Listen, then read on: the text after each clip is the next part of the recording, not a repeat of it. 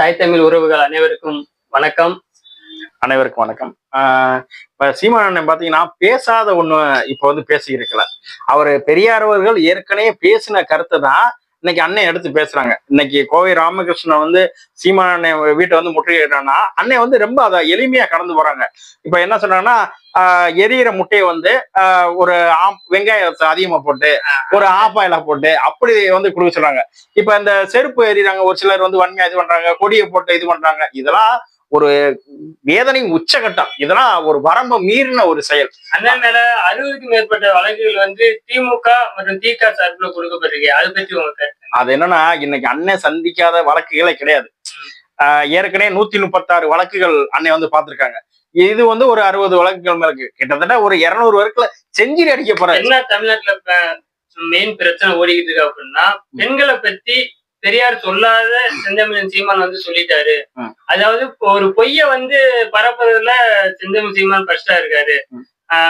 திகாவுக்கு ஆதரவா சீமான் பேசினாரு, இப்ப அதே பெரியார் ஏத்து பேசுறாரு அப்படின்னு சொல்லியும் அவர் தான் ஏற்கனவே சொல்லிட்டாரே, நான் காங்கிரஸ் வேலை பார்த்திருக்கேன், அதிமுக பிரச்சாரம் பண்ணிருக்கேன், ஜெயலலிதா அம்மாவோட அப்ப இது இலை மலர்ந்தால் ஈழ மலர்ந்து அப்பயே பிரச்சாரம் பண்ண அவர் தான் இல்லை. அவர் வந்து மறுக்கலையே, நான் பிரச்சாரம் பண்ணியிருக்கேன், பிரச்சாரம் இது பண்ணியிருக்கேன் அப்படின்னு தான் சொல்லியிருக்காரு.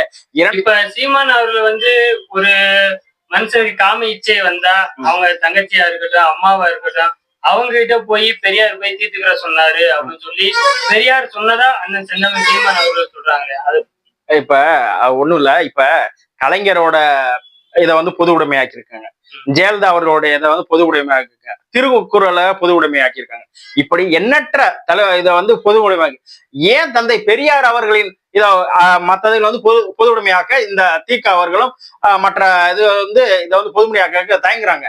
அப்போ பொது வழியில எடுத்துட்டாவே அவர் என்னென்ன பேசியிருக்காரு, என்னென்ன செஞ்சிருக்காருன்னு தெரிஞ்சிருமே மக்களுக்கு. ஏன் பொது உடைமை ஆக்க மாட்டீங்க?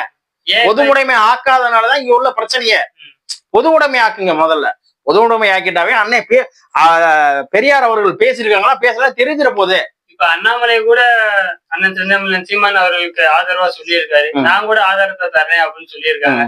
ஆனா இன்னொரு பக்கம் வந்து இந்த டிஎம்கே என்ன பண்ணுது அப்படின்னா, சீமான் வந்து ஒரு சங்கி மாதிரி செயல்படுறாரு, பிஜேபியோட பிடிஎம்ஆ செயல்படுறாரு, அதனாலதான் எங்க பெரியாரை பத்தி இந்த மாதிரி அவதூறு பரப்புறாரு அப்படின்னு. யார் உள்ள மனச்சான்றோட இது பண்ண, யார் சங்கி மாதிரி இதுல வந்து இது பண்றா, யார் சங்கி மாதிரி இது பண்ண காலம் போக போக பதில் சொல்லும். சரிங்களா?